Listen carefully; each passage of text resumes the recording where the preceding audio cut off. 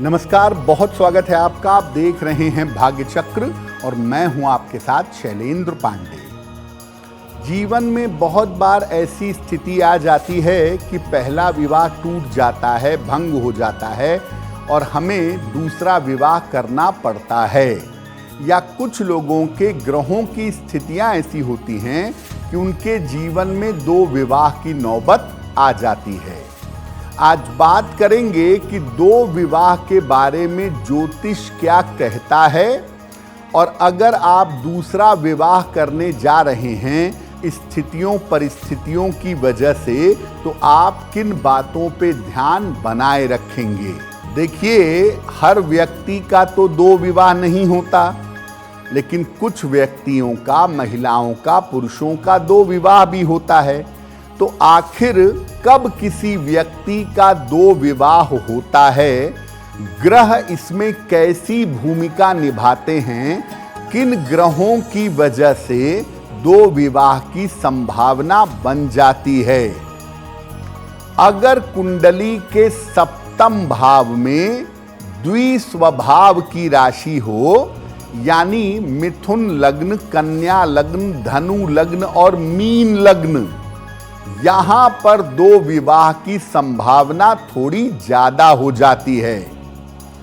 कुंडली के विवाह स्थान का स्वामी अगर द्विस्वभाव की राशि में हो, मिथुन, कन्या, धनु या मीन में बैठा हो विवाह का स्वामी, तो भी दो विवाह की संभावना बनेगी। अगर विवाह के स्वामी ग्रह का, सप्तम भाव के स्वामी ग्रह का राहु से संबंध बन जाए, तो ये भी दो विवाह करवा देता है। अगर किसी कुंडली में शुभ ग्रह बहुत कमजोर हो और पाप ग्रह जरूरत से ज्यादा मजबूत हो, तो पाप ग्रहों की मजबूती होने पर भी दो विवाह की संभावना बन जाती है। अगर कुंडली में मंगल या चंद्रमा ज्यादा प्रभावशाली हो जाएं, ज्यादा ताकतवर हो जाएं, तो भी दो विवाह की संभावना बन जाती है। अगर आपके जन्म का मूलांक 2 है, 4 है, 6 है या 8 है, तो दो विवाह की संभावना आपके लिए बन सकती है। अब मान लिया कि आपकी कुंडली में ऐसे ग्रह हैं जो ये बता रहे हैं कि आपके दो विवाह हो सकते हैं। ऐसी स्थिति में क्या करें? देखिए, सही महादशा में और सही अंतरदशा में विवाह करें। एक सामान्य नियम कहता है कि अगर केतु की दशा हो या विवाह के तुरंत बाद केतु की दशा आने वाली हो, तो विवाह को कुछ समय टाल देना चाहिए। जिस ग्रह की वजह से दो विवाह की संभावना बन रही है, उस ग्रह की शांति कराइएगा और विवाह हो जाने के बाद उसी व्यक्ति के साथ एक बार किसी धर्म स्थान पर जाकर फेरे ले लें या कम से कम सिंदूर दान एक बार और कर लें किसी धर्म स्थान पर उसी व्यक्ति के साथ। विवाह के समय पीले वस्त्र धारण करिएगा, बहुत अच्छा होगा। और विवाह के पहले अपनी अनामिका अंगुली में, अपनी रिंग फिंगर में एक चांदी का छल्ला पहन लीजिएगा। विवाह के पहले से ही पार्वती मंगल का सप्ताह में कम से कम एक दिन अगर आप पाठ करते रहें, खासतौर से महिलाएं अगर इसका पाठ करती रहें, तो उनका विवाह जल्दी होगा और दो विवाह की संभावनाएं जीवन में असर नहीं डालेंगी। तो अगर कुंडली में दो विवाह के योग हैं, तो पहले से उसको देख करके, समझ करके, कुंडली मिला करके अगर विवाह किया जाए तो ज्यादा बेहतर होगा। अब मान लिया कि आपकी पहली शादी हुई थी, वो टूट चुकी है, डिवोर्स हो गया है या किसी कारण से टूट गया है, और आप दूसरा विवाह करना चाहते हैं या करना चाहती हैं, उसमें समस्या आ रही है, तो क्या करें? रोज सवेरे 1 लोटे जल में जरा सी हल्दी मिला करके वो जल सूर्य भगवान को अर्पित करिएगा। सुबह और शाम दोनों समय 108 बार गायत्री मंत्र का जप करिएगा। हर शुक्रवार को शिवलिंग पर सफेद फूल अर्पित करिएगा, लेकिन केतकी का फूल अर्पित नहीं करेंगे।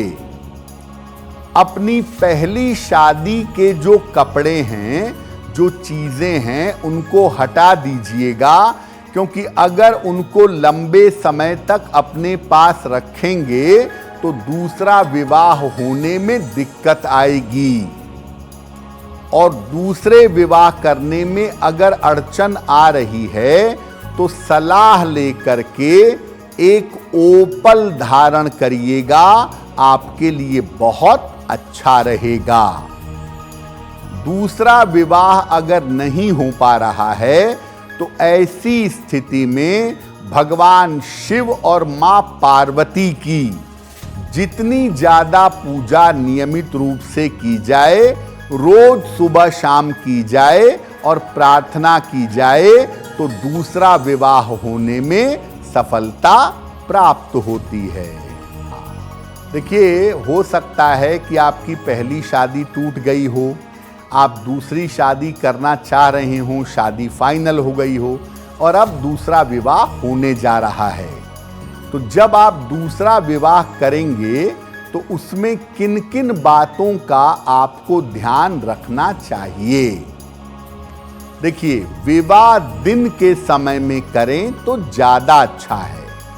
कोई भी विवाह दिन के समय में करना ही अच्छा होता है, लेकिन दूसरा विवाह खास तौर से दिन के समय में करिए।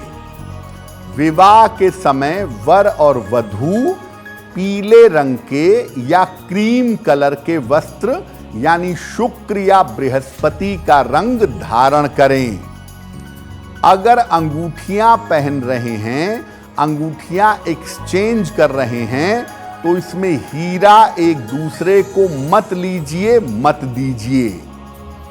विवाह के पहले, किसी भी कार्यक्रम के शुरू होने के पहले बालक और बालिका भगवान शिव की पूजा कर लें, उनको जल चढ़ा लें, उनसे आशीर्वाद ले लें, तब विवाह करें। और विवाह के बाद बालक और बालिका पूरी कोशिश करें कि 1 साल तक काले रंग से परहेज करें। अगर इन छोटी छोटी बातों का ध्यान रखा जाए तो दूसरा विवाह निश्चित रूप से सफल होगा और उसमें दिक्कत आने की संभावना नहीं बनेगी। देखिए, बहुत बार लोग ये भी सवाल पूछते हैं कि क्या दूसरा विवाह करते समय भी कुंडली मिलानी चाहिए, क्योंकि पहले विवाह में तो कुंडली मिला चुके हैं, वो शादी ठीक से चल नहीं पाई, तो क्या दूसरे में मिलाएं? देखिए, अगर लड़की या लड़के की कुंडली में ज्यादा नकारात्मक योग हैं तो बुद्धिमानी यही कहती है कि दूसरा विवाह करने के पहले भी कुंडली मिलानी चाहिए, क्योंकि दूसरा विवाह करने के लिए जो ग्रह जिम्मेदार होते हैं, जो भाव जिम्मेदार होता है, वो अलग होता है। पहला विवाह सप्तम भाव से होता है और दूसरा विवाह नवम या द्वादश से देखा जाता है। तो ऐसी स्थिति में दूसरे विवाह के लिए अलग अलग ग्रहों को और अलग अलग स्थानों को देखा जाता है। तो बुद्धिमानी यही कहती है कि दूसरा विवाह करते समय भी कुंडली अच्छी तरह से मिला लेनी चाहिए। अब वक्त हो गया है ऐसा क्यों जानने का। ऐसा क्यों में हम आपके मन की तमाम जिज्ञासाओं का समाधान करने का प्रयास करते हैं।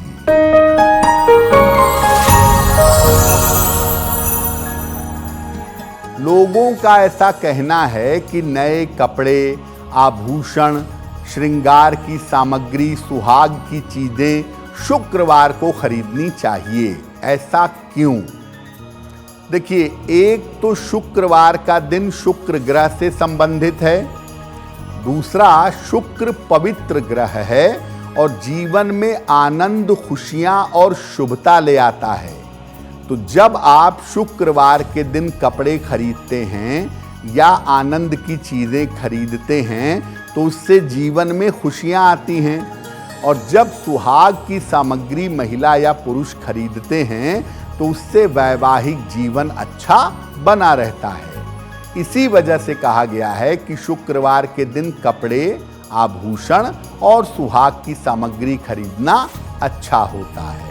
अगर आप मुझसे जुड़ करके अपनी समस्याओं का समाधान चाहते हैं और चाहते हैं कि आपकी समस्याओं को ज्योतिष के माध्यम से सुलझाया जाए तो आप हमसे संपर्क कर सकते हैं, जुड़ सकते हैं एस्ट्रो तक पर।